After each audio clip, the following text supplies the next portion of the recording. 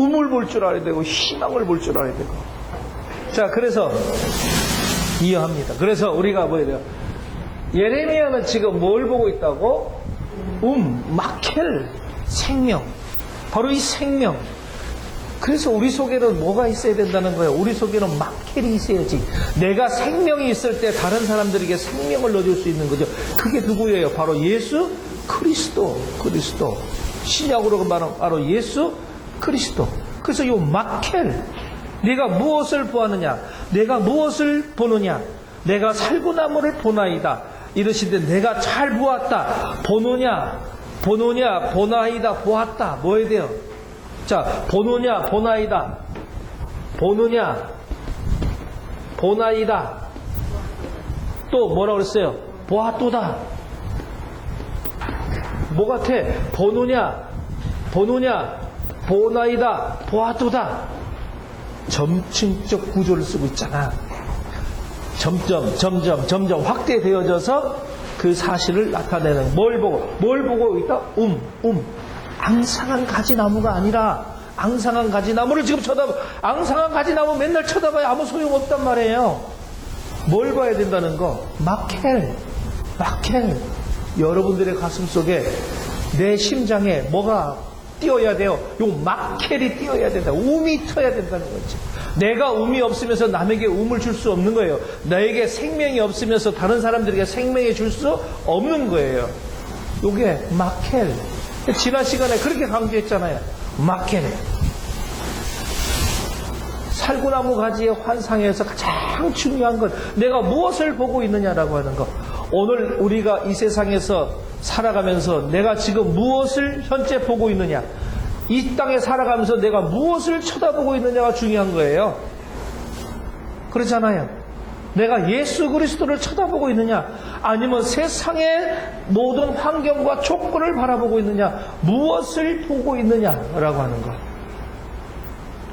지금 우리는 내가 예수, 십자가의 예수 그리스도를 통해서 내 속에 존재하시는 그 하나님의 역사의 그 음을 내 가슴 속에 넣고 그것을 내가 바라볼 줄 알아야 된다. 그것을 우리는 오늘 뭐 해야 돼? 전해주기 위해서 애쓰고 노력하고 지금 예레미야를 통해서 뭐 해야 돼요? 그에게 소명과 사명을 부여하면서 첫 번째 보여줬던 환상이 마켈.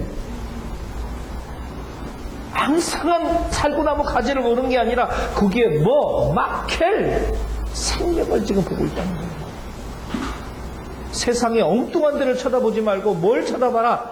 음을 쳐다봐라. 마켈을 쳐다봐라. 예수 그리스도를 쳐다보라고 하는 거예요. 요게 지금 우리가 예레미야에게 첫 번째 준 환상. 앞으로 12가지 환상을 봐야 되는데 환상 어렵습니다. 잘 지금 이해해야 돼요. 그 주는 환상의 이미지, 아이덴티티가 뭐냐는 걸 우리가 딱 해야지. 12가지 딱 생각하면 여기서는 뭐가 아이덴티티구나, 무슨 이미지를 우리에게 주려고 하는 것이나, 그래야 여러분들이 마음껏 자유자재로 뭐 해야 돼요? 말씀을 증거할 수 있지. 그리고 거기서 중요한 평생 우리가 설교해야 될 몇 가지, 예레미야에 나오는 9가지 설교, 요 구술, 요거 9가지, 12가지의 12가지의 환상과, 그래서 이 12가지 환상을 통해서 우리는 뭐까지 가야 됩니까? 예수 그리스도의 32가지의 비유까지 가야 되는 거죠. 비유까지. 이게 그렇게 연결되어 있는 거예요. 그리고 더 나가서는 어디? 요한계시록까지 가야 된단 말이에요. 그래서 환상을 이해 못하면, 여기에 비유를 이해 못하면 요한계시록 못 열어요. 요한계시록의 80%가 지금 묵시잖아요. 그게 다 어디? 신구약의 종말론의 묵시가 지금 80%가 어디에 들어있는데? 요한계시록에 들어있단 말이에요. 이 뚜껑을 못 열면 그거 못 열어요. 못 열어요. 그러니까 뭐가 어떤 아이덴티티를 우리에게 주고 있는가라고 하는 거. 그 첫 번째 제가 들어가면서 이제 오늘 두 번째 환상을 들어가야 되는데, 이 두 번째 환상 들어가기 전에 다시 한번 정리해 보는 거예요. 첫 번째 살구나무 가지에 대한 환상은 중요한 아이덴티티가 뭐다? 마켈. 그 환상마다 아주 중요한 이제 우리 히브리어가 용어들이 나오죠. 그런 것들을 우리가 잘 이해해야 돼요. 그러면 오늘은 정말 중요한 것을 하나 다뤄야 돼. 12가지 환상을 주기 전에 하나님께서 예레미야를 부르고 소명과 사명을 주는데 그 소명과 사명이 어떻게 출발되는가라고 하는 거, 이게 굉장히 중요한 부분입니다. 오늘 이 서론을 좀 다뤄줘야 돼요.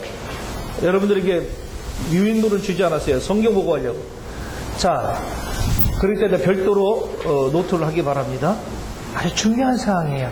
자, 12가지 사명과 소명을 주면서 예레미야에게 12가지 환상을 통하여 그에게 사명과 소명을 주는데 어떤 입장에서 주느냐? 처음에 출발이, 그러면 예레미야를 처음에 불러들여서 하나님은 어떤 사명과 소명을 주면서 예레미야에게 12가지 환상을 보여주는지 그 첫 서문을 열어야 된다는 거죠.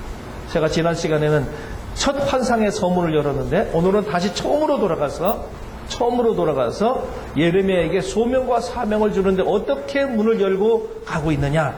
자, 여러분 예레미야서 처음으로 들어옵니다. 1장 4절로 10절의 말씀, 오늘 굉장히 여러분들에게도 굉장히 중요한 아주 이슈가 되는 내용이에요. 잘 기록했다가 나중에 설교해도 되고 여러분들이 평생 이 사명과 소명을 가지고 앞으로 여러분들도 함께 예레미야와 함께 삶을 살아가는 사람들이 되어야 돼요. 자, 예레미야 1장 4절로 10절. 찾으셨습니까? 성경? 다 같이 한번 읽어만 보겠습니다. 다 같이 읽습니다. 시작.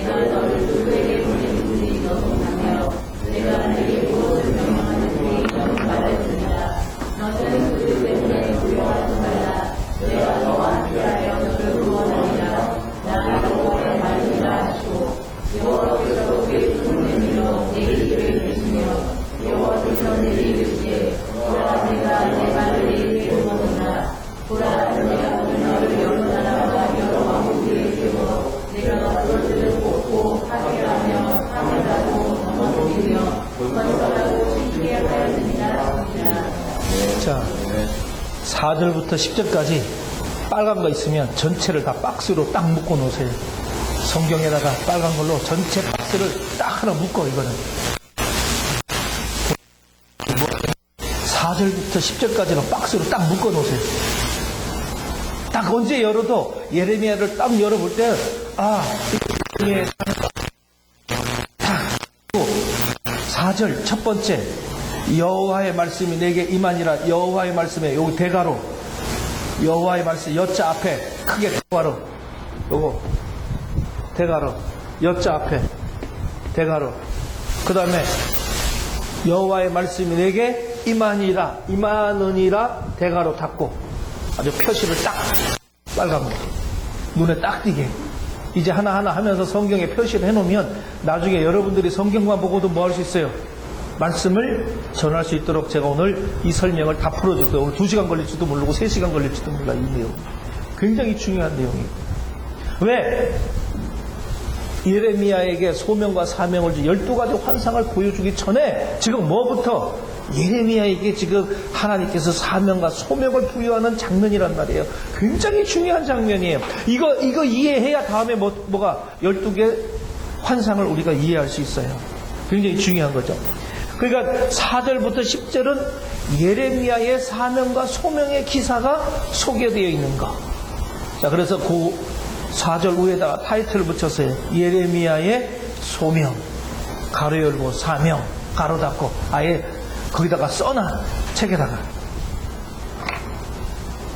그 주제, 우리 주제는 성경 주제 보면은 성경 주제 믿지 말고, 성경에 적혀 있는 거 믿지 말고, 이 부분은 하나님은 예레미야에게, 자, 내용 설명을 요약 정리합니다. 지금. 먼저 요약 정리해드립니다.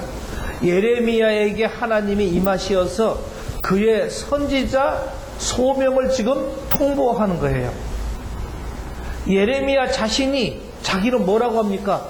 자기는 구변이 부족해서 또 구변이 부족하는 것을 들어서 자기는 겸손히 소명을 뭐하고 있어요?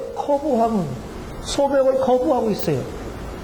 그러니까 하나님께서 강권적인 명령과 당시의 동맹, 다시 말하면 구원의 약속을 통해서 선지자 소명을 받아들이도록 하나님께서는 강제적으로 요구하고 계시는 장면이에요. 예레미야가 지금 뭐하고 있어요? 거부하고 있는 거예요. 나는 구변이 없고 나는 아직 아이다. 당신의 손을 예레미야의 입술에 갖다 대는 하나님의 손이 예레미야의 입술에 갖다 대는 그런 상징적 행위를 통해서 하나님의 말씀을 그 위에 임하게 하셨다는 것을 밝히고 있죠. 그래서 내가 오늘 너를 여러 나라와 여러 왕국 위에 세워 내가 그들을 10절에 가면 아주 중요한 말이 나와요. 뽑고 파괴하며 파멸하며 넘어뜨리고 건설하여 심게 하였느니라. 이 6가지가 나와요. 6가지. 일단 그 6가지 동그라미 동사 6가지 처리합니다. 6가지 처리해야 돼 앞으로. 자, 히브리적 사고에서는 가장 중요한 게 뭐라고 얘기했어요? 동사 처리를 어떻게 하느냐라고 하는 거. 6가지 동사 뽑고 파괴하며 파멸하며 넘어뜨리며 건설하고 심게 하였느니라. 자, 지금 요약정리니까 다음에 자세하게 설명합니다. 이렇게 하심으로 그의 사역이 죄악된 열방에 대한 심판 후에 하나님의 구원과 회복에 관해서 예언하게 될 것이라는 것을 지금 선언하고 있죠. 이 6개 동사를 우리가 잘 알아야 돼. 자, 그러니까 내가 하나님, 나는 아이라서 그리고 그 막중한 하나님의 소명을 감당하기가 어렵습니다라고 하니까 하나님께서 강권적으로 명령하시면서 하나님의 손을 어디에다가 손을 입술에 대면서 하나님의 말씀이 그 예레미야에게 임하셨다. 여호와의 말씀이 임하시니라. 아주 중요하다고 대가로 철하라고 했어요. 그러면서 뭐라 해야 돼요? 뽑고 파괴하며 파멸하며 넘어뜨리고 건설하고 심게 하겠다. 예레미야가 자신의 소명 사건을 구체적으로 언급한 것은 자신의 소명이 지금 자기 주관적인 어떤 확신이나 내가 환상을 봤기 때문에 어떤 신비주의적인 어떤 착각에서 비롯된 것이 아니라 전적인 하나님의 부르심에 비롯된 객관적인 사실임을 밝혀 자신의 선지자직과 메시아의 신적 기원을 대외적으로 천명하고 있는 것을 지금 이 본문에서 우리는 볼 수 있어요. 그래서 이 본문을 통해서 보면 하나님은 당신들의 종을 통하여 일하기를 기뻐하시는 하나님이시다는 것. 여러분 희망을 가지셔야 됩니다. 하나님은 여러분들을 통하여 이 땅에 하나님의 나라를 사역하기를 기뻐하시는 하나님이라는 사실을 기억하시되 또 당신의 일을 감당하도록 종을 부르실 때는 그 일을 감당할 수 있도록 하나님께서는 모든 여건을 충족시켜 주신다는 사실을 이 본문에서 깨달을 수 있어요. 여러분 부를 때 그냥 부르는 거 아니에요. 사명을 주실 때 그냥 주시는 거 아닙니다. 내가 보잘것없고 내가 무식하고 내가 쓸모없는 인간 같지만 하나님께서 나를 부르시고 기름 부으실 때는 나에게 뭘 주시고 그 여건에 충족시켜 주시면서 나를 부르신다는 사실을 여러분 기억해야 돼요. 목사 되는 거 그냥 되는 거 아니에요. 모든 것 충족시켜 주시면서 하나님께서는 그 사역자를 부르실 때 모든 것을 충족시켜 주시면서 부른다는 거예요. 그냥 되는 거 아니에요. 부르기 전에 자신의 처지나 형편이 어떠하든지 내가 겸손하게 하나님의 부르심에 그래서 내가 순종하면 되는 거예요. 그리고 내가 사명 수행을 잘 해나가면 되는 겁니다. 자, 그러면 제가 오늘 본문에 대한 이야기들을 지금 요약 정리를 해드렸어요. 그러면 이쯤에서 우리는 예레미야의 요 소명과 사명을 살펴보면서 예레미야가 누구인가를 좀 알아야 될 거예요. 누구인가라고 하는 거.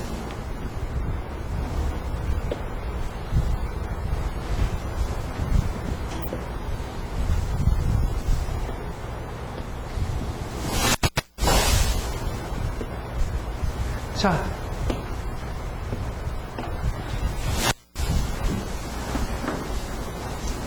우리는 이 예레미야를 선교적인 입장에서 볼 때는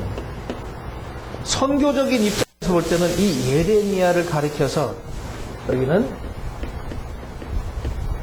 예레미야, 이 예레미야를 가리켜서 우리는 이때까지 뭐라고 예레미야를 누구라고 불러왔어요?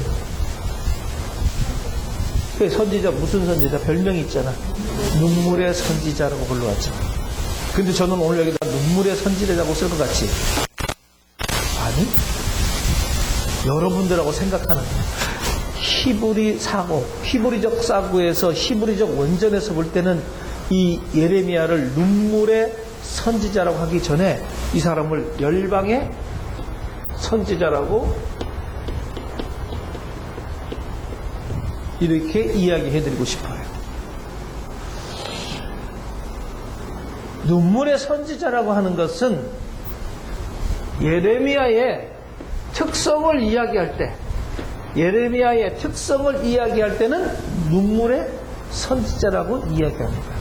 그러나 원전으로 보고 우리가 히브리적 사고로 볼 때는 그들은 예레미야를 무슨 선지자? 열방 선지자라고 그렇게 얘기를 해요. 열방의 선지자라고 하는 것. 자, 그러니까 뭐야 돼? 우리가 하나님의 의도, 우리가 히브리적 사고로 본다는 것은 뭘 본다는 거예요? 하나님의 의도가 무엇이냐라고 하는 것을 본다는 거죠. 하나님의 의도로 뭐라고 그랬어요? 목개떡이라고 그랬어요. 목적과 계획과 뜻. 목적과 계획과 뜻. 이것이 하나님의 의도야. 하나님의 의도로 볼 때는 예레미야에 나타나는 예레미야는 뭐야 돼요? 열방의 선지자라고 합니다. 열방의 선지자. 그러니까 우리가 신약, 구약과 신약. 자, 그러니까 여기는 구약에서, 그러면 신약에서는 신약에서는 누구를 뜻하는가라고 하는 거. 이 예레미야가. 이거 비교되는. 자, 우리가 그러면 성경을 볼 때 우리가 어떻게 봅니까? 신약과 구약을 볼 때는 반드시 뭐야 돼요? 신약은 뭐라고 그랬습니까? 신약은 그림자고, 구약은 그림자고, 신약은 뭐다? 실체라고 내가 얘기했어. 내가 이 실체를 보려면 좀 더 이 실체를 통해서 내가 구약의 그림자를 보고서 또 그림자를 보면서 뭐야 돼요? 신약의 실체를 보면서 그것이 무엇인가를 뭐야 돼요? 우리가 알아야 된다. 하나님의 의도하신 것이 뭐라고 하는 거. 그래서 항상 하나님의 의도는 히브리적 사고는 신약과 구약을 넘나드는 통전, 통합, 통섭 이 3통의 사고를 우리가 가져야 되고 또 뭐까지 5가지의 체험 신중심, 관계중심, 또 직관적, 또 동사, 또 의미중심 요 5가지 3통과 5가지가 체현이 되어서 삶의 체현이 되어서 나타나지게 해서 하나님의 의도가 하신 것이 뭐냐라고 하는 것을 보게 하는 것. 그래서 우리가 구약을 그림자라고 얘기한다면 신약은 실체다. 그림자 없는 실체 없고 실체 없는 그림자 없어요. 그렇기 때문에 신구약을 뭐야 돼요? 넘나들면서 우리는 하나님이 의도하는 것이 무엇인가 라고 하는 거죠. 우리가 신약을 원형이라고 한다면 그래서 구약을 뭐라고 한다? 모형이라고 이야기한다. 자, 그러니까 너무나도 우리가 자꾸 히브리적 사고 하면 구약에 얽매여서 구약만 보고 율법주의로 돌아가는 것이 아니라 뭐해야 돼요? 반드시 그게 따른 모형만 보는 것이 아니라 뭘 봐야 된다? 원형을 봐야 된다. 원약을. 그러니까 어떻게 돼요? 구약으로 들어갔다가 어떻게? 신약으로 나와야 되는 거예요. 들어가서 그냥 여기서 멈춰버리면 안 돼요. 그러면 뭐가 되는 거예요? 율법주의자가 되는 거예요. 율법주의자는 신비주의를 낳게 되고, 그건 이기주의자가 되고, 자유신학을 낳게 되고, 결국 사망에 이를 수밖에 없는, 예수 그리스도를 보지 못하는 그런 경향이 되어진단 말이에요. 그러니까 뭐 해야 돼요? 여기 들어갔다가 다시 어떻게? 일로 신약으로 나와야 됩니다. 알겠습니까? 또 신약을 보면서 또 구약을 또 볼 수 있고, 이렇게 돼야 돼요. 그래서 우리는 뭐 해야 됩니까? 이 하나님의 말씀이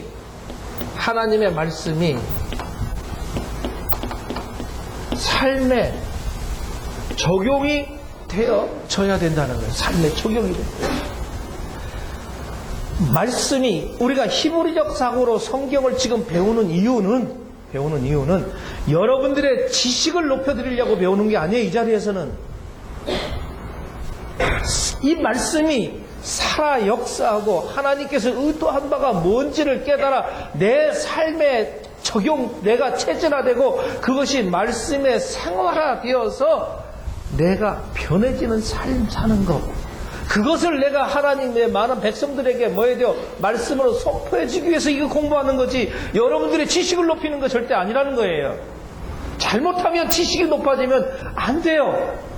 그래서 삶이 뒷받침이 돼야 돼요. 하나님의 말씀을 우리가 히브리적 사고로 배우는 것은 삶이 뒷받침이 돼야 돼요. 삶이 뒷받침되는 신학이 돼야 된다고. 삶이 뒷받침되는 목회가 돼야 되는 것이고, 삶이 뒷받침되는 기독교 교육이 돼야 되고, 삶이 뒷받침되는 선교가 돼야 되는 거예요. 이거 안 되면 배울 이유 없어요, 여러분. 내가 여러분 지식을 가르치는 거 아닙니다. 어떤 지식 나누자고 하는 거 아니에요. 지식 나누자면 여러분 집에 가서 뭐 보면 돼? 그냥 책 보면 되고 참고서 보면 되시죠. 여기서 우리가 지금 하나님의 의도를 찾자고 하는 건 뭐? 지혜를 우리가 찾자. 지혜. 제가 지혜를 설명했지요.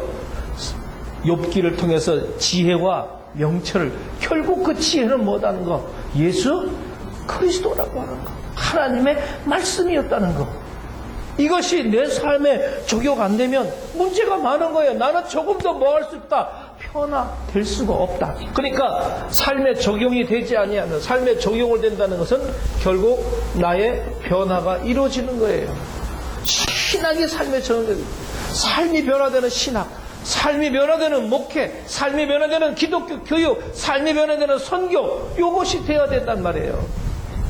선교한다고 그냥 가서 후원해주는 돈만 따먹지 말고, 그것만 바라보지 말고, 내가 삶 속에서, 그들의 삶 속에서 예수 그리스도의 뭐를, 우물, 생명을 그들에게 전해줄 수 있는 것이 무엇인가라고 하는 것을 생각하면서 헌신하고 하나님의 나라를 위해서 내가 애쓰는 그런 충성된 사명자가 되어야 된다.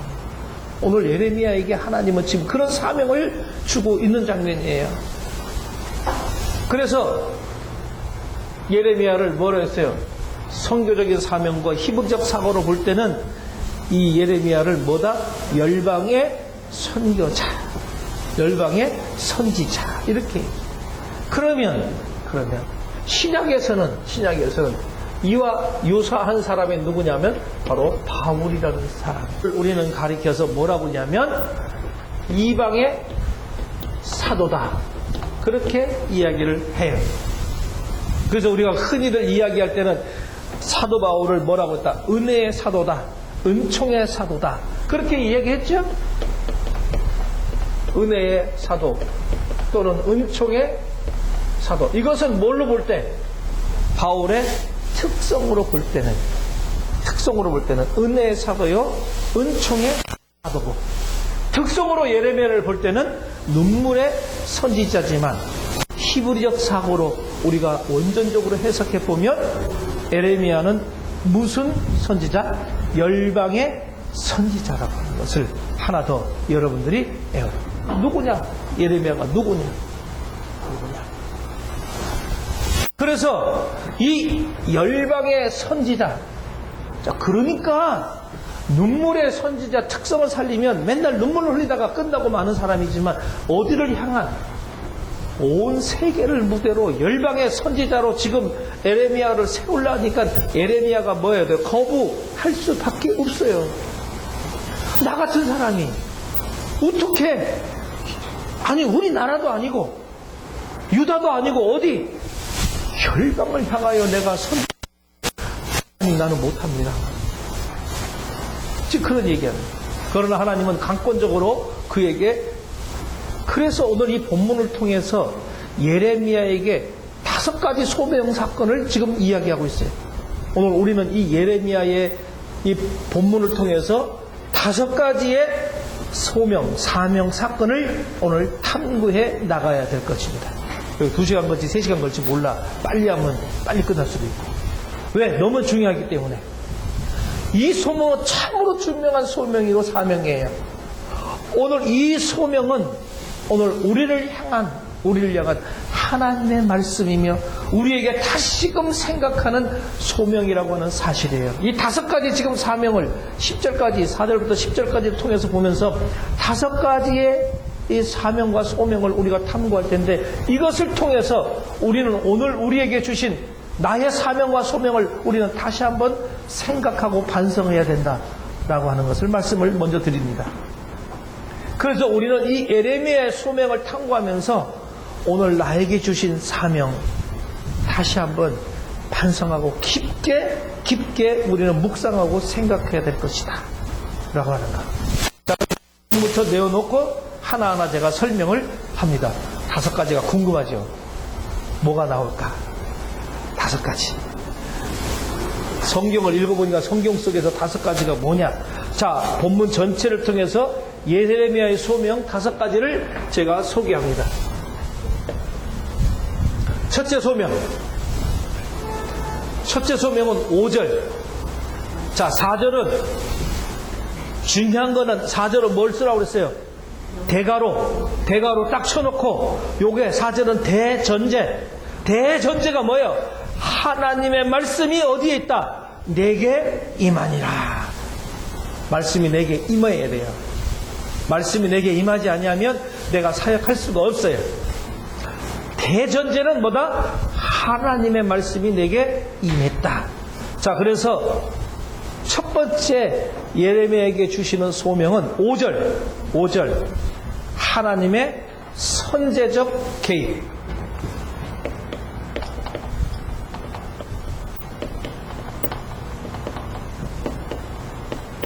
몇 절이라고? 5절. 자, 하나님의 선제적 개입. 두 번째 6절. 두 번째 6절은 바로 뭐냐면 인간적인 거부.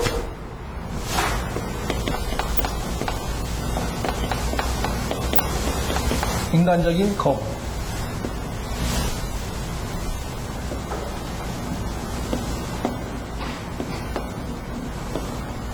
제가 뭐 도표 잘 못 그려도 컴퓨터들은 잘 그리는데 그냥은 잘 못 그리니까 여러분 수학적 잘 그리세요. 인간적인 거부. 자, 그 다음에 7절과 8절은 책임과 확인. 7절과 8절은 책임과 확인. 책임과 확인. 잘 적으세요. 천천히 할게요. 그 다음에 9절 상반절.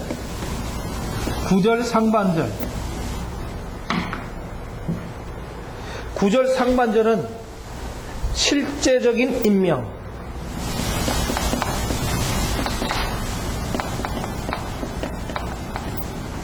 실제적인 임명. 그 다음에 9절 하반절부터 10절까지는 바로 임명의 본질. 임명의 본질. 자, 이것이 예레미야의 5가지 소명.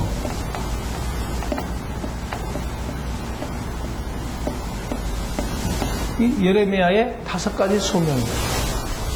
결론부터 내렸습니다. 이건 우리는 오늘 이걸 탐구해야 돼요.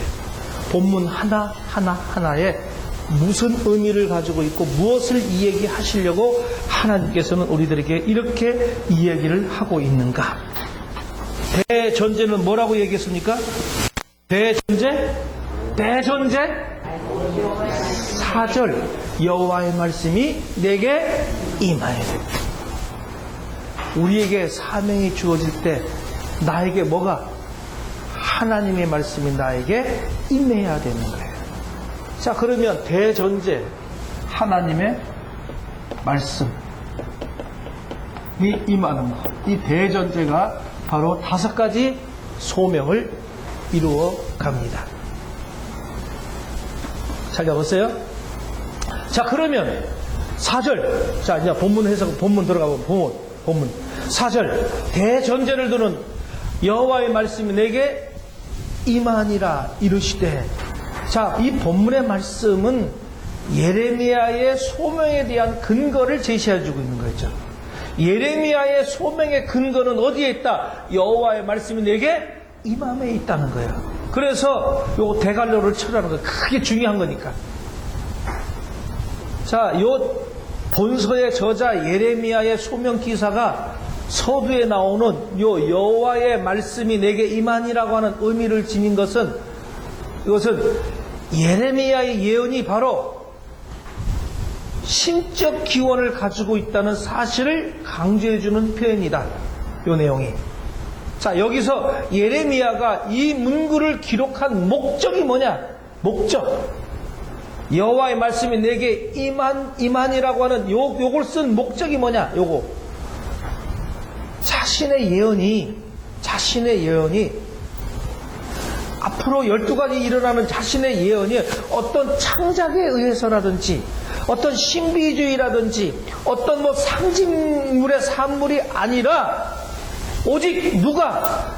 여호와 하나님께로부터 왔다는 사실을 명백하게 밝히기 위해서 대전제 하나님의 말씀이 내게 임하니라 쓰는 이유가 있단 말이에요. 목적이 뭐냔 말이에요. 요거 쓰는 목적.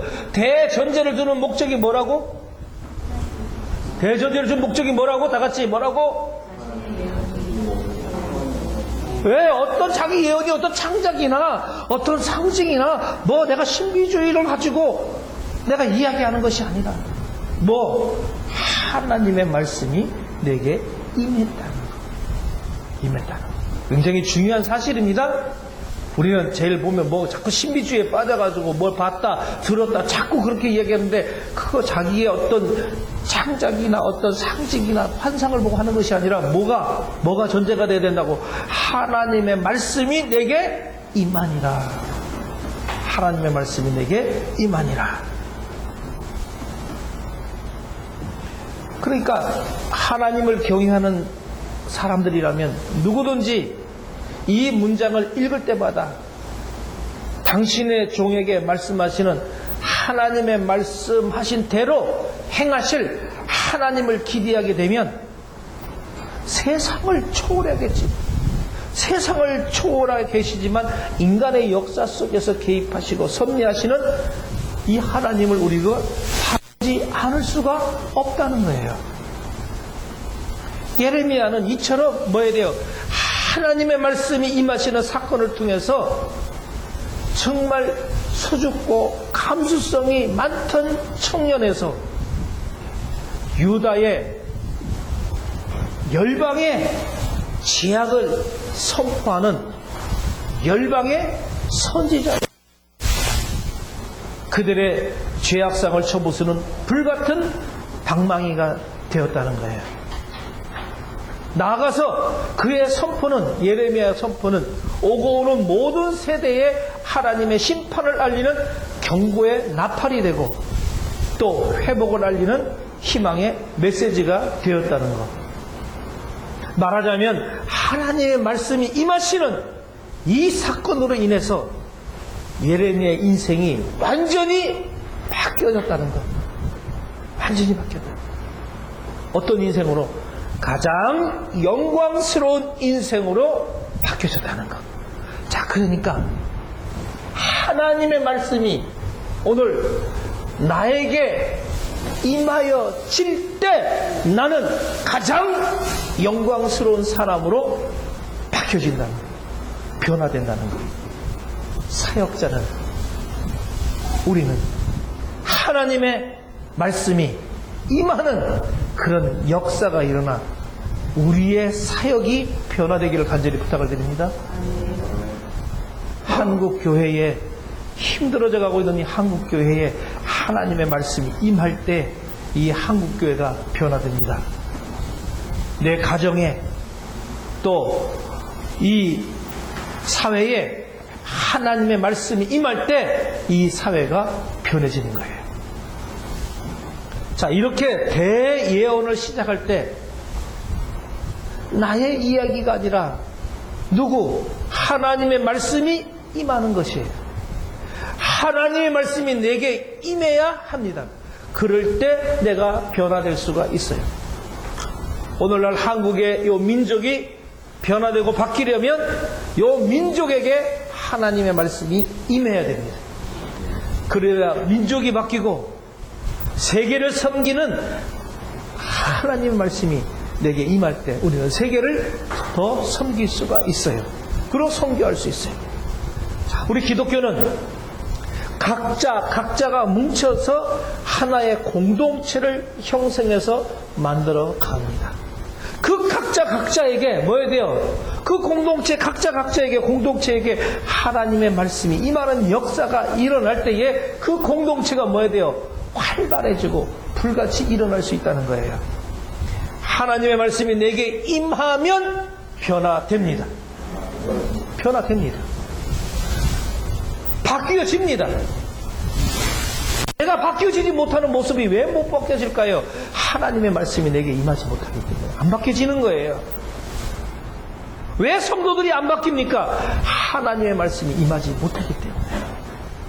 늘 내가 가르친 제자 목사님 30년 목회했는데 왜 우리 교회 성도들은 30년 동안 한 번도 바뀐 적이 없습니까? 왜 안 됩니까, 목사님? 왜 나한테 물어봐? 하나님께 물어봐. 그래서 제가 그런 얘기했어요. 하나님의 말씀이 미안하지만 당신에게 하나님의 말씀이 임하지 않았는 모양이라고. 진정으로 당신에게 하나님의 말씀이 임한다면 여러분들의 교회도 하나님의 말씀이 임하여 그들이 변화되어지는 역사가 일어난다는 거예요. 내가 자꾸 뭘로만 지식으로만 내가 머릿속에 기억하다 보니까 내 마음속에 심장에 울림이 없는 거예요. 내 속에 뭐가 움트지 못하는 거예요. 막텔이 움트지 못하는 거예요. 막텔이 그냥 음으로만 그냥 그냥 음만 있으면 나중에 얘 말라 죽어버리면 아무 소용없어요. 음은 뭐 해야 되는 거예요? 쳐야 되는 거예요. 음은. 그래서 꽃과 열매를 맺어야 된다는 거예요. 뭐 속에? 요 막텔 속에, 속에 하나님의 말씀이 내가 너를 뭘 보고 있느냐? 나는 우물 보고 있으나 마켈 그 속에 뭐가 하나님의 대전제 하나님의 말씀이 임하여 지면 그 생명에 뭐요? 꽃이 피고 열매가 맺어 풍성한 것을 내가 얻을 수 있다는 거예요. 내가 그리 변해지는 거죠. 변해지는 역사가 있기를 바랍니다. 대전제 지금 뭐예요? 하나님의 말씀이 임하는 거 굉장히 중요합니다. 제가 거듭 지금 말씀드리고 있어요. 하나님의 말씀이 내게 임하면 변화됩니다. 바뀌어집니다. 말씀이 한국교회에 임하면 한국이 변화됩니다. 성장합니다. 말씀이 우리 가정에 임하면 가정이 변화되고 바뀌어집니다. 그래야 가정이 회복이 되고 변화되고 축복의 가정이 되는 거예요. 하나님의 말씀이 임하지 않으면 미안하지만 아무것도 되지 않습니다. 죄송합니다. 안 됩니다. 안 돼요. 내가 해보려고 아무리 내 상식으로 내 힘으로 안 됩니다. 임하지 않으면 하나님이 막아버려요. 막아버려요. 이룰 수 없어요. 완성될 수 없어요. 미완성입니다. 그러니까 항상 공사 중일 수밖에 없어요. 죽을 때까지 공사 중 되어서는 안 되잖아요. 내가 하나님 앞에 갈 때는 뭔가 완성된 모습으로 내가 가야지. 그래서 온전케 하기 위해서 하나님은 오늘 우리들에게 구원시켜 주시는 거죠. 하나님의 말씀이 내게 임하는 것은 바로 이게 본질이랍니다. 이게 본질이에요. 하나님의 말씀이 내게 임하는 것이 뭐다? 본질이다. 하나님의 말씀이 임하지 않으면 해결되지 않습니다. 사명을 감당하기 어렵습니다. 감당하겠지요, 그 사명. 그러나 사기꾼이나 도둑질이나 100개 더 하겠냐고요. 절대 없어요. 그 사명 감당하기, 하나님의 말씀이 내게 임하지 아니하면 사명 감당하기 어렵습니다. 그러니까 어떻게 되는 거예요? 결국 포기하게 되는 거예요. 결국 포기하게 되는 거예요. 결국 포기. 하나님은 그러나 계속 우리를 붙잡고 계신다고 그랬어요. 포기를 누가 포기하는 건데? 내가 포기. 왜 우리는 이 예레미야를 배워야 되는가? 여러분, 왜 우리는 이 예레미야를 배우는가? 바로 이 예레미야의 소명과 사명 때문에. 바로 이것은 오늘 우리들에게 해당되면서 바로 이 말씀이 오늘 우리를 향한 하나님의 말씀이기 때문에 그렇다라고 하는 것이에요. 이것이 대전제를 이루는 하나님의 말씀이 내게 임하는 줄 믿습니다. 여러분들의 사명과 소명 되시길 바랍니다. 자, 그러면 이제 첫 번째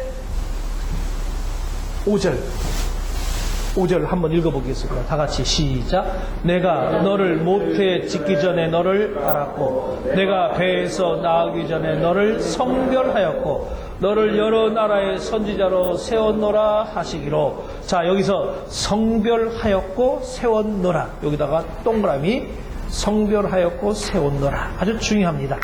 그런데 여기에 우리는 세 개의 동사가 있어요. 세 개의 동사. 세 개의 동사를 빨리 찾아보면 첫째, 두 번째, 세 번째 나옵니다. 첫째 동사는 뭐예요? 너를 알았고. 자, 너를 알았고. 자, 너를 알았고. 예타, 으티카. 예타, 으티카. 다 같이 예타, 으티카. 다 같이 쓰지 말고 예타, 으티카. 예타, 으티카. 한글로 써놔도 괜찮아. 한글로 외우세요. 못 쓰면. 예타. 너를 알았고. 예타, 으티카. 그 다음에 또 너를 성별하였고. 세 가지 동사 아주 중요하다고 그랬어요. 너를 성별하였고. 요거는 히크, 타시티카. 따라라 합니다. 히크, 타시티카. 자, 다 같이 히크, 타시티카. 히크, 타시티카. 에타우티카. 히크, 타시티카. 내가 좀 이상하지? 좀 발음이 비슷비슷하지? 그렇죠? 대답이 없어. 티카티카 같잖아. 티카티카네. 티카티카. 다음 세 번째. 너를 세웠노라. 자, 너를 세웠노라 라고 하는 건 네타티카. 따라합니다. 네타티카. 네타시다. 네타티카.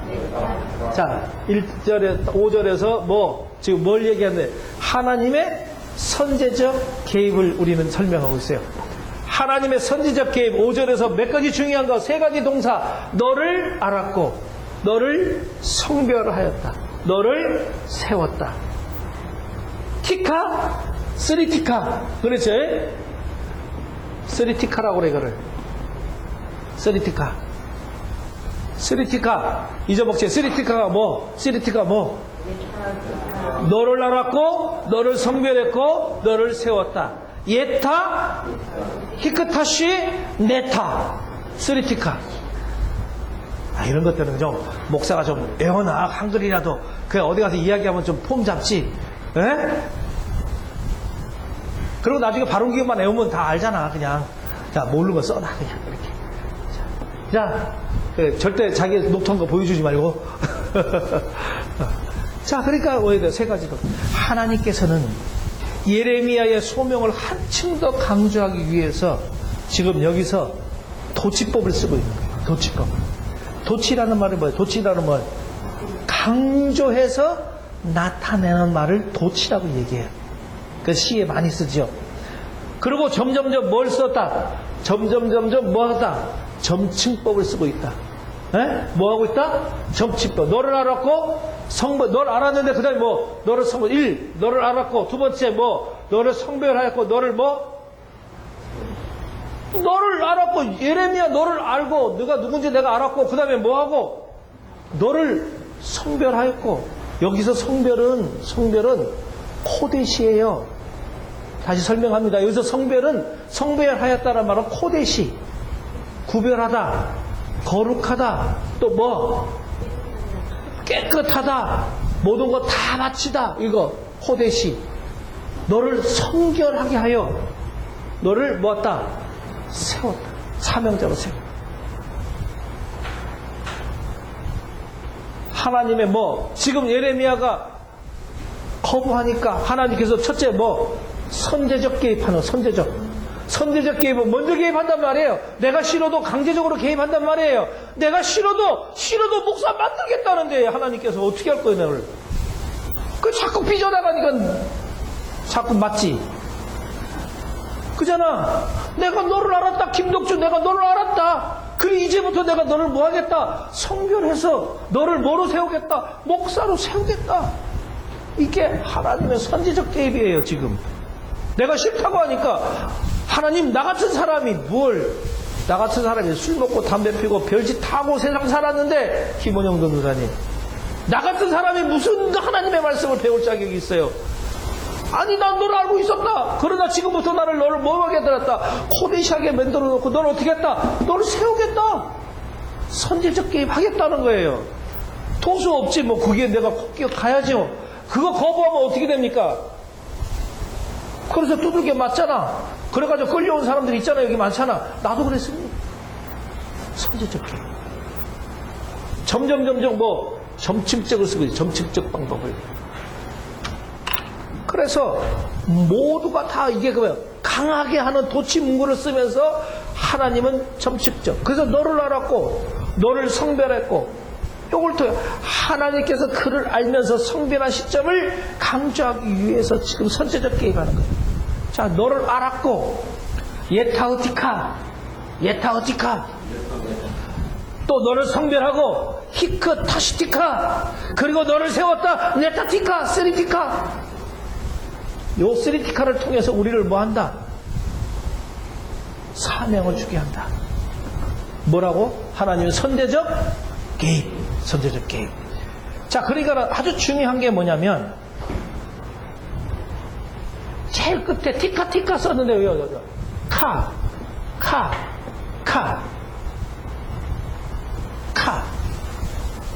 이 히브리 카에 히브리 카. 요 뒤에 다 티카 요게 뭐냐? 요 카가 여기서 이 카는 바로 전미어라고 그래요. 전미어. 이 전미어인데 요 전미어가 부착됐어요. 자, 이걸 2인칭 의미의 전미어예요. 자, 2인칭 의미의 전미어니까 하나님과 전미어 누구랑 자, 전미어라는 것은 누구하고 나가 접해지는 거예요. 이게 예레미야와 하나님과 예레미야 사이에 티카 카카카 뭐 인격적인 관계와 친밀성을 강조하기 위해서 요 카가 붙는 거예요. 티카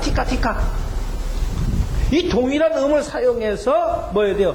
하나님께서 전하고자 하는 의미를 보다도 각인시켜주고 강조하기 그런 의도에서 요 뭐 전미어 카를 붙인단 말이에요.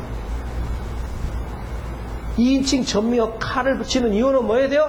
하나님과 예레미야의 인격적인 관계와 친밀성을 강조하기 위해서 동일한 음을 쓰고 있다. 괜히 띠까띠까 쓴 거 아니란 말이에요. 띠까띠까 하자는 말 아니고. 이해돼요? 굉장히 지금 중요한 걸 다루고 있어요. 굉장히 중요한 거 다루고 있어요. 천 목사님 저 뒤에 불 들어와 있나 봐봐. 파란 불. 자꾸 점검을 해야 돼요. 수시로. 됐어? 있어요?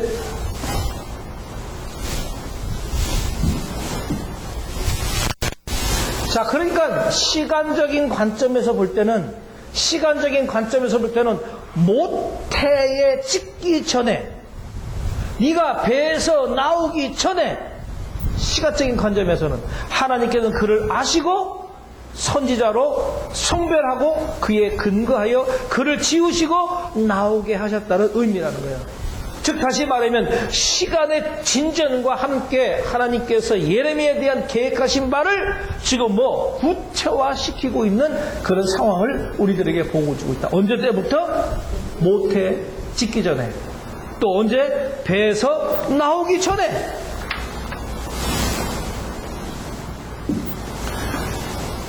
자, 그러니까 여기서 모태에 짓기 전이라는 말은 성경상의 용례로 볼 때는 단순히 어떤 모태에서 수태하기 전의 의미라기보다는 뭐예요? 네가 영원 전에 이루어진 하나님의 계획과 결정을 나타내는 그런 의미로 사용되고 있다. 이미 너는 뭐 해야 돼요? 영원 처음부터 이미 내가 너를 알았고, 너를 성별케 해서 내가 너를 뭐 했다? 너를 세워가는 것이다. 그냥 기분상 너에게 그냥 한 거 아니다 라고 하는 것이죠. 그러니까 다시 말하면 하나님께서는 예레미야를 태초부터 예레미야를 아셨던 것이다. 여러분, 태초부터 우리를 아시고 계셨던 거예요.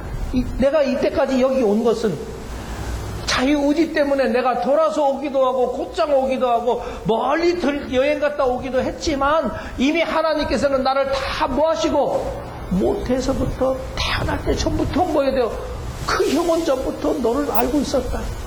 그리고 너를 성별하여 내가 너를 뭐한다? 세운다. 자, 이제 한 가지 구체적으로 보겠습니다. 너를 알았고 예타어지카. 자, 이거는 알다, 깨달다, 간섭하다, 선택하다, 동침하다라는 뜻이에요. 동침하다 많이 들어봤죠? 동침하다 뭐라고 그랬어요? 동침하다, 동침. 다 잊어먹었네. 야다의. 동침은 뭐라고 그랬어요? 야다의. 동침은 야다의. 창세기 4장 1절에 아담과 하와가 뭐 할 때? 동침하다 할 때 요거 야다의 쓴다고 그랬잖아. 그러니까 내가 너를 알았고라고 하는 거는 뭐 해야 돼요? 야다의. 이 동사에서, 야다의 동사에서 요 너를 알았고가 나오는 거예요. 그러니까 내가 너를 알았다는 것은 뭐 해야 돼요? 동침한 관계예요. 무슨 말인지 이해가 되겠죠? 야다의. 자, 깨달았다, 간섭하다, 선택. 그러니까 단지 지식적으로 아는 거다. 이 사실관계에 대해서 피상적으로 아는 것이 아니라 경험을 통하여, 부부가 경험을 통하여 서로가 알아져 가는 것처럼 경험을 통하여 본질에 대한 확실한 알을 의미하는 거예요.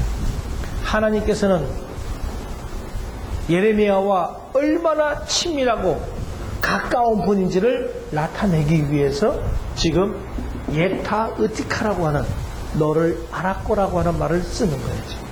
그러니까 하나님과 나와의 관계, 지금 하나님과 예레미야의 관계 너무나도 친밀하고 가까운 관계. 그래서 뭘 썼다? 야다의. 이해됩니까? 야다의. 너무나 친밀한 관계.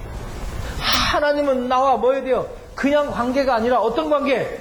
너무나도 친밀하고 너무나도 가까운 그런 분, 경험하여 얻어진 그런 친밀함, 이런 것을 너는 알았고, 두 번째, 너를 성별하였고, 히크 타시티카. 자, 여기서 히크 타시티카라는 말은 요거는 거룩하다라는 뜻이에요. 거룩하다. 거룩하다. 또 거룩히 구별되다. 자, 거룩히 구별되다. 거룩하다, 거룩히 구별되다. 뭐? 코데시.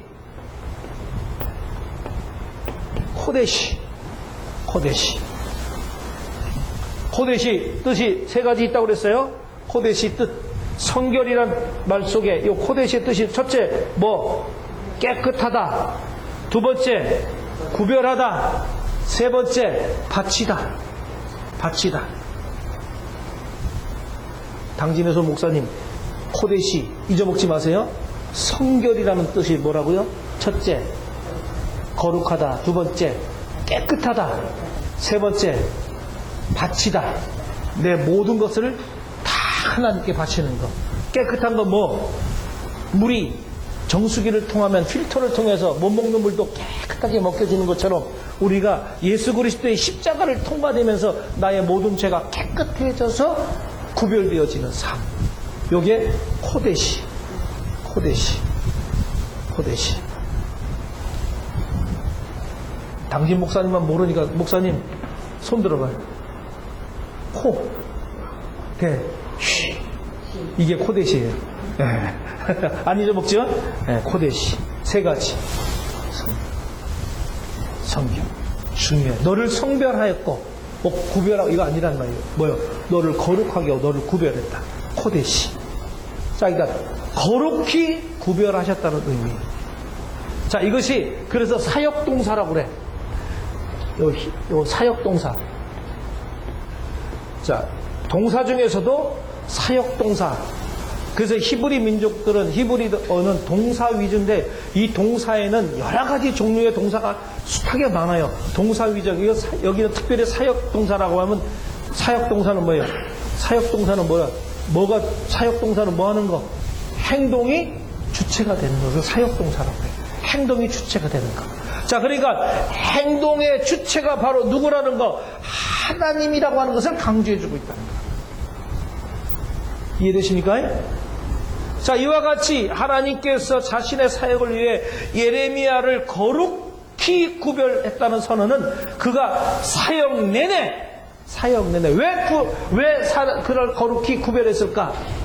예레미야가 사역하는 동안에 생명의 위협을 느낍니다. 또 뭡니까? 감금됩니다. 또 뭐 해야 돼요? 매국노라고 오해와 모욕을 당합니다. 이것을 견뎌내기 위해서 선지자로서의 자신의 임무를 끝까지 완수할 수 있도록 하기 위해서 하나님께서 그를 뭐 했다? 성별. 거룩하게 하라. 코데시야. 이게 원천이 되는 거예요. 아시겠습니까? 이것은 누구에게만 붙였는데 코데시는 제사장에게. 출애굽기 몇 장? 출애굽기 몇 장? 아, 그런 거 참, 에? 맞아요? 네, 맞아요? 하나님께서 제사장 이마에 뭐라고? 코데시 라이흐하라고 붙여라. 28장 36절. 출애굽기 28장 36절. 얼른 찾아서 빨리 표시해놓고 잊어먹지 마시라고 몇 번씩 이야기해. 코데시 하면 쫙 나와야지. 그 코데시 뭐? 코데시 맥. 코데시 맥 쭉 나가야지. 또 해야 돼, 한번 다시? 안 해도 되죠? 코데시 맥. 이스라엘 민족에게 하나님께서 주신 언어라고 그랬잖아. 코데시 라이흐와 머리 이마에 뭘 붙이라? 여호와께 성결이라고 붙여라. 그럴 때 네가 제사장 너가 성결할 때 뭐 해야 돼요? 네 이스라엘 민족이 뭐 한다고? 축복을 받을 수 있다고. 네가 제사장이 성결할 때에 네 이스라엘 민족이 내는 모든 성물 위에 내가 축복하겠다고. 가정이 축복되려면 아버지가 성결해야 돼요. 교회가 축복하려면 목회자가 성결해야 돼요. 그래서 오늘 누구에게 예레미야에게 코데시 성결하고 지금 성별하여 너를 하였다. 성별하였다. 왜? 네가 앞으로 모욕도 당하고 힘든 일도 당할 것이고 뭐 선교사로서 열방의 선지자로 네가 앞으로 헤쳐나갈 일이 너무나도 많은데 그것을 이겨나가려면 뭐 해야 된다? 네가 거룩하지 않으면 성결하지 않으면 그것을 이겨나갈 수가 없다. 대전제는 뭔데? 하나님의 말씀이 내게 임하여 내가 성결하지 않으면 힘들고 어려운 사역을 이어나갈 수 없단 말이에요. 여러분 마찬가지예요. 우리도 오늘 하나님의 말씀이 대전제 내게 임하시고 내가 뭐하지 아니하면 거룩하게 구별되지 아니하면 내가 목사로서의 삶을 살 수가 없어요. 왜? 더 힘든 일이 많은데 경제적인 문제 닥칩니다. 성도가 애를 먹입니다. 주변 사람들이 힘들게 합니다. 가정이 힘들게 합니다. 제일 가까운 남편이 힘들게 합니다. 여자 목사님 같은 경우는 내가 그들과 같아서는 어떻게 돼요? 그거 못 이긴단 말이에요. 나를 이기게 할 수 있고 그를 변화시키고 내가 그 사역을 완수할 수 있다는 것은 하나님께서 나를 뭐하고 하는 거? 코데시 거룩하게 구별하여졌다. 요거 나를 이렇게 만들어주고 했을 때 내가 그거 할 수 있는 거잖아요. 그렇잖아요. 앞으로 더 힘든 일이 여러분들에게도 찾아옵니다. 찾아와요. 그래서 오늘 이게 중요해요. 12가지 환상과 사명을 줄 때에 그냥 주는 게 아니란 말이야. 하나님은 이런 것을 여러분들에게 사역을 줄 때 그냥 주는 게 아니라는 거죠. 내가 이미 너를 알았고 너를 뭐 해야 돼요? 구별하여 거룩하게 만들고 그리고 이제 너를 세워두겠다는 거예요. 그냥 세워지는 게 아니라는 거예요. 자, 그래서 뭐 해야 돼요? 네타티카. 자, 예레미야의 선지자의 직무가 여기서 나타나는데 그 직무가 선지자의 직무가 유다에 국한된 것이 아니라 뭐에 돼요? 열방까지 미치게 만든다는 거예요. 하나님은 유다를 위해서 지금 예레미야를 세우는 것이 아니라 유다를 통해서 이 예레미야를 통해서 유다뿐만이 아니라 뭐에 돼요? 세계 열방까지. 여러분 나를 통해서 이곳에 세워주기 위해서 했다고 하면 착각이에요. 구이동에 너는 구이동을 책임지라고 세워준 게 아니라 이 대한민국과 나가서는 세계 열방을 위하여 너를 세워준 것이라고 생각하셔야 돼요. 무슨 말인지 알겠어요? 요거 조그만 거 이루려고 여러 번 목사 만들고 여러분들에게 사역 준 거 아니란 말이에요. 근데 맨날 요거만 가지고 놀라고 그래. 요거만 가지고 좀 눈을 넓게 뜨고 크게 들여다보고 그 사역을 감당할 수 있도록 해야지. 그러니까 본질이 뭔지를 알아야 되는 거예요. 맨날 그러니까 채바퀴 도는 거예요. 채바퀴 도는 거예요. 왜 맨날 이 채바퀴 돌 삶을 하려고 그래요? 좀 더 넓은 분야로, 좀 더 넓게 하나님은 다 우리를 뭐로 삼으셨다? 열방의 선지자로, 열방의 목회자로 삼으신 줄로 믿습니다. 자신을 가지세요. 왜 그게 아멘 소리가 약해? 강하게 나가셔야 됩니다. 괜히 세워지는 거 아니에요. 내가 세울 것이다. 그래서 내가 너를 세웠다. 네타티카라는 말은 나탄이라는 말에서 나와요. 나탄. 이 나탄이라는 말이 무슨 말이냐면 이 나탄은 완료형이에요. 완료형. 자, 그러니까 완료형이가 뭐예요? 세우다의 완료형이에요. 나탄은 세우다 뜻인데 완료. 다시 말하면 완료형을 사용했다는 것은 예레미야 선지자의 임명이 이미 하나님의 결정사항으로 확정되어졌다. 그래서 너는 네가 뭐해도 거절해도 절대 이거는 불가라고 하는 명확한 것을 보여주기 위해서 나타티카의 나탄이라는 완료형 원형을 써서 세우다는 원형을 써요. 누가? 하나님께서 결정사항으로 확정시키고 너는 더 이상 여기에 대해서 불변하지 못하게 만들어. 그래서 뭐 해야 돼요? 첫 번째가 뭐 해야 돼요? 하나님의 선제적 개입이라고 하는 거예요. 내가 하기 싫어요, 나도. 그렇지만 하나님의 뭐 해야 돼요? 나를 세워주는 건 나탄. 발려요. 나탄. 네가 안 하려도 내가 너를 뭐 해야 돼요? 결정 적고 너는 이제 절대 네 입으로 불가. 네가 하기 싫어? 너는 결국 하기 싫다고 자꾸 돌아가면 너는 나한테 뭐 할 수밖에 없어. 맞고 올래? 안 맞고 올래? 둘 중에 하나지. 에? 맞고 올래? 안 맞고 올래? 맞고 올래? 안 맞고 올래? 맞고 왔지요? 천 목사. 에? 맞고 왔죠? 어? 얼마나 맞았어 그래? 다 털리고 말이에요. 다 털리고 다 뺏기고 맞고 오는 거. 안 맞고 오는 게 낫겠지, 그죠? 예, 안 맞고 와야 돼.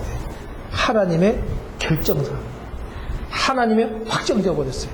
그러니까 우리는 하나님의 결정과 확정, 하나님의 선제적 개입에 우리는 내가 노라고 하지 말고 주여 겸손한 마음으로 주여 부족한 종이지만 세워 주시옵소서, 이루게 하여 주시옵소서 고백해야 되는 거예요. 그래요. 자, 그래서 마치 5절은 하나님께서 예레미야를 세우는 거룩한 임직식을 거행하는 것처럼 하나님이 예레미야에게 열방의 선지자로 임명하시되 천상의 왕이신 하나님께서 예레미야를 자신의 충성스러운 그 대사로 임명하고 있는 그런 장면이다. 그렇기 때문에 예레미야는 세상의 어떤 핍박이나 회유, 유혹에 대해서도 타협할 필요가 없습니다. 다만 자신을 선지자로 세우신 만왕의 왕이신 하나님의 결정에 순종하는 것, 이것만이 요구되어지는 것이라는 것을 우리는 볼 수가 있어요. 이 거룩한 임직에 대한 확신은 오늘날 하나님의 사역자로서 일하는 이들 모두가 반드시 가져야 될 것이고 결코 우리는 이것을 망각하지 말아야 될 것이라는 거예요. 그것이 한결같이 충성스러운 사명자로서의 서기하는 굳건한 토대가 될 줄로 믿습니다. 자, 그래서 이제 내가 너희들을 세우게 되었어요. 자, 그래서 여기서는 이제 여러 나라의 너를 여러 나라의 선지자로 세웠노라. 여러 나라의 선지자로 세웠노라. 예레미야 사역의 범위가 어디까지 이르는 것인지를 여기서 가르쳐 주지 않나요? 여러 나라. 그러니까 예레미야는 유다뿐만 아니라 어디에 대해 이방 나라에 대해서 선지자 사역을 했는 거죠. 어디까지 이루어졌느냐? 여러 나라. 열방 전체를 이루는 그런 범위를 지금 말해주고 있는 거죠. 그렇지만은 예레미야는 인생의 후반기에 몇 년 동안 애굽에서 살았던 외에는 절대로 외국에 나간 적이 없어요. 그럼에도 불구하고 하나님께서는 예레미야를 뭐에 대어 여러 나라의 선지자로, 열방의 선지자로 세우셨다고 말씀하신 것이에요. 자, 우리 예레미야 46장, 51장에 가서 보면 여러 나라를 향한 신탁에 나타난 바와 같이 그의 예언이 유다를 포함해서 수많은 열방에도 영향을 미치는 그런 예언이라는 사실을, 의미를 우리들에게 주고 있어요. 자, 예레미야가 열방의 선지자로서 세상을 돌아다니지 아니하고 세상을 다니면서 선교하지 아니하고 자기는 몇 년 동안 애굽에만 살았지만 그래도 뭐에 대해 그의 영향력은 세계 열방을 향하는 그런 선교 사역에 영향력을 끼쳐줬다. 꼭 가야만이 선교가 되는 거 아니잖아요. 그죠? 이 영향력을 통해서 우리는 여기서 교육되어져서 수많은 사람들이 뭐로? 외국으로 다른 나라로 선교 나간다면 나의 열방의 선교는 여기서 멈추는 게 아니죠. 그죠? 열방을 향하여 내가 뭐 하고 있다는 거, 선교의 영향력을 내가 미치고 있다는 거예요. 그래서 열방의 선지자. 5절을 통해서 이제 확실하게 하나님의 선제적 개입을 통해서 그가 열방의 선지자라는 사실을 우리는 이제 확실하게 알게 되었습니다. 성경적으로 성경에서 뭐라고 이야기하는지 성경적으로 원문을 가지고 우리가 해결해야 돼요. 그렇지 않으면 이거 해결하면 그냥 아는 듯이 그냥 해결하면 안 돼요. 이 예레미야 속에 12가지 뭐를 줄 때 환상을 주고 사명과 소명을 줄 때에 이미 하나님께서는 그에게 뭐 이러한 것들을 지금 먼저 하고 그것을 준다는 거예요. 그냥 너 이거 해 하고 하나님은 시키지 않는다는 거예요.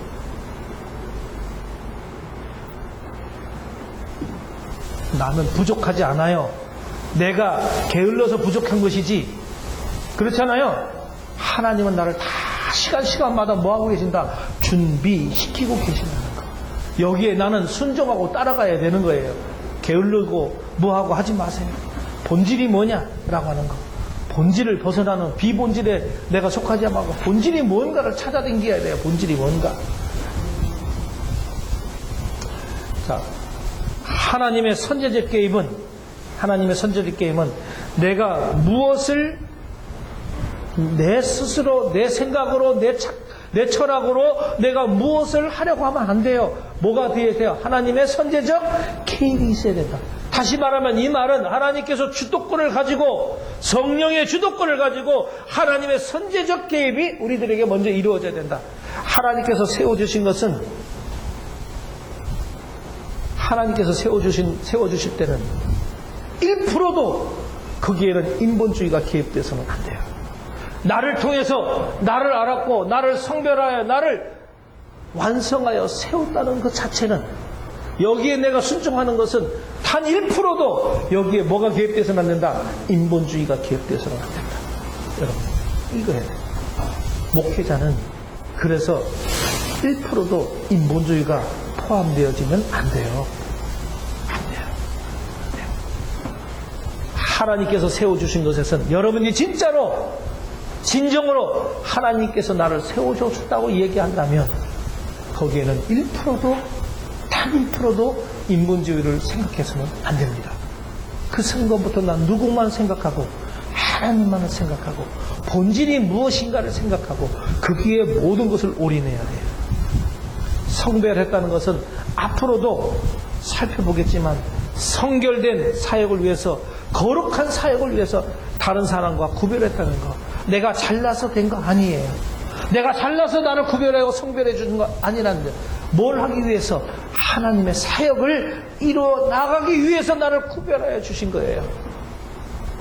당신의 뜻을 이루려고 한 것이 아니라 내 뜻을 이루려고 한 것이 아니라 하나님의 뜻을 이루려고 나를 성별해 주신 것이지 내가 잘나서 내가 뭐 잘생겨서 뽐나서 아니 아니에요. 하나님의 사역을 위해서 우리를 구별해 주셨다. 우리에게 주어진 어떤 사역일지라도 전부 하나님을 위한 것이라는 것을 우리는 잊어서는 아니 됩니다.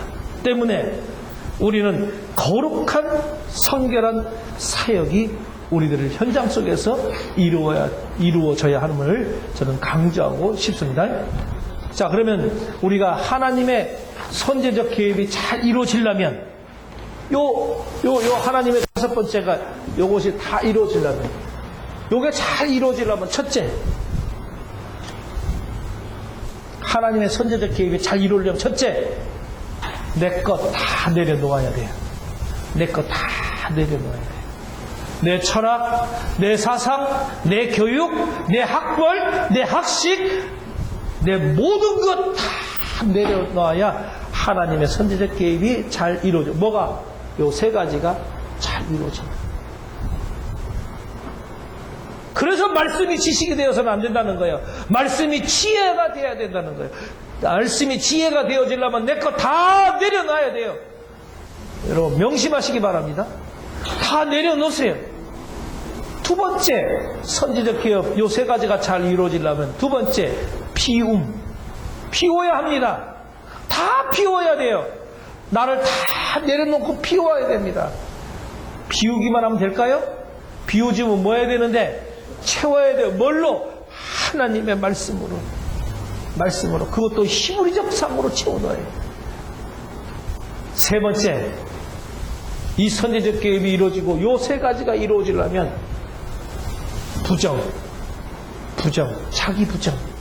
자기를 부인하고 예수님께서 뭐라고 했습니까? 너네가 나를 쫓으려면 자기를 부인하고 십자가를 쫓아야 된다. 자기 부정이 있어야 되는 거예요. 내 모습, 내 교만, 내 지금 이 성품, 내 이 모습 가지고 너 안 돼요. 나를 부정하고 나를 부인하고 내가 십자가를 짊어질 수 있는 그런 것이 되어야 하나님의 선제적 개입이 이루어지고 요 세 가지가 우리가 완성이 된다. 그러니까 이것 좋다 저것 좋다 이거 하지 마세요. 프로그램 빠지지 마시라는 거예요. 본질이 무엇이냐는 것을 우리가 먼저 알아야 돼요. 말씀이어야 합니다. 하나님 말씀이어야 됩니다. 이 말씀이 실천되고 말씀이 삶에 적용되는 그런 삶이 되어져야 돼요. 다시 체질화되다. 이게 바로 뭐예요? 돼요? 히브리적 사고. 히브리적 사고를 배우는 이유가 뭐예요? 말씀을 뭐하기 위해서 체질화시키고 그 말씀으로 내가 삶을 살아가기 위해서 지식으로 배워지는 거 아니라는 겁니다. 왜 자꾸 지식으로 받아들이려고 그래요? 여기서 공부하시는 분들은 말씀의 한 구절이라도 지식으로 받아들이는 것이 아니라 뭘로? 체질로, 삶으로 적용되어지길 바랍니다. 배워도 잘 안 돼요. 여전히 옛 모습 그대로예요. 왜? 체질화가 되지 않기 때문에. 체질화가 되지 않기 때문에. 하나님의 선제적 개입이 되고 하나님의 선제적 개입이 되고 나서 자기 은사를 활용하는 거예요. 무슨 말인지 알겠습니까? 나에게 주어진 은사 그거 아니고 하나님의 선제적 개입 하나님의 이 세 가지 말씀이 나에게 대전제가 임한 다음 이것이 내가 체질화되어지고 그 위에 내가 뭐해야 돼요? 나에게 주어진 달란트 주어진 은사 요거 활용하는 거예요. 알아야 돼 순서를. 자꾸 요거 뒤바뀌니까 뭐가 되는 거예요? 자꾸 지식으로만 배워지고 지식으로만 커지려고 해요. 김원영 전도사님 예. 잘 알겠습니까? 아멘입니다. 네. 하나님의 선제적 개입이 되고 자기 은사가 활용돼야 돼. 그러니까 우리가 중요한 거 세 가지 하나님 선제적 개입에 잊지 말아야 되는 것 알았고 그러면 히브리 말로 좀 따라 해야지. 뭐 공부하는 게 이래. 알았고 성별하고 세웠노라. 요거 세 가지 잊지 말아야 돼요. 지식 배우지 말고 세 가지 딱 내 마음속에 심으세요. 오늘 정신 먹고 나서 또 물어볼 거야 내가. 너무나 중요하니까. 너무나 중요한 세 가지.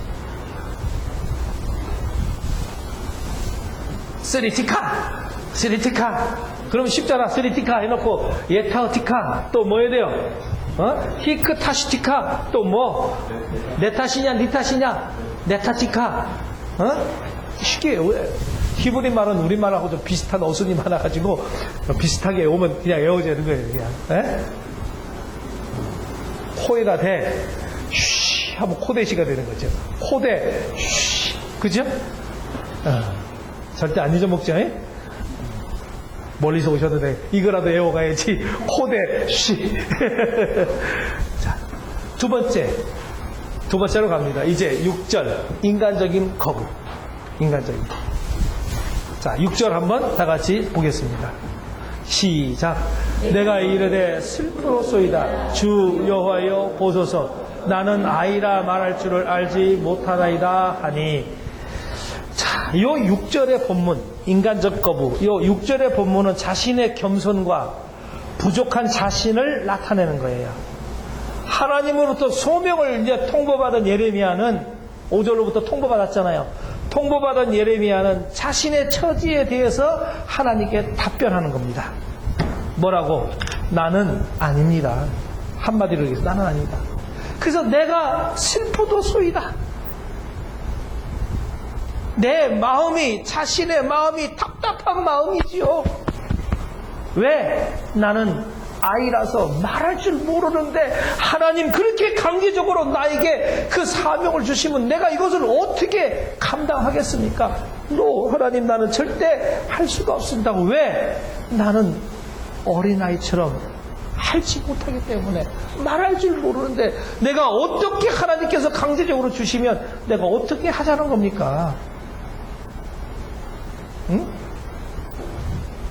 나는 아직도 졸업도 못했고 나는 정말 학벌도 없고 나는 아직도 제대로 공부도 못한 나에게 하나님 강제적으로 나 하라고 시키면 나 어떻게 합니까? 그러니까 뭐 해야 돼요? 가슴을 칠 수밖에 없어. 그러니까 뭐예요? 슬프도소이다. 감탄사. 슬프도소이다.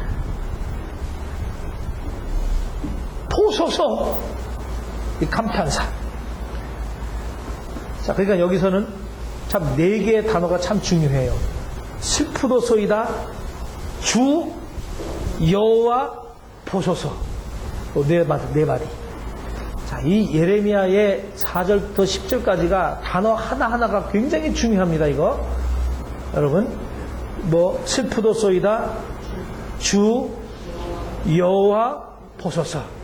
자, 하나님의 소명, 명령에 대한 예레미야는 자신의 대답을 구체적으로 밝히기 위해서 4개의 독립어를 사용합니다. 4개의 독립어. 첫째, 슬프도소이다. 자,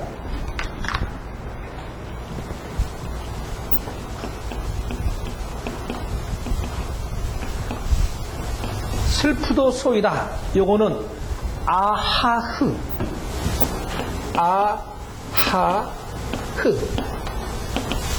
슬프도소이다. 아하흐. 그 다음에 보소서. 힘낸. 보소서는 힘낸. 그 다음에 주란 말 많이 쓰죠. 주 뭐예요? 아도나이. 그렇죠? 아도나이. 자꾸 하다 보면 쓰는 거 자꾸 나와요. 주 아도나이. 그 다음에 또 뭐가 나왔어요? 여호와요. 예흐화.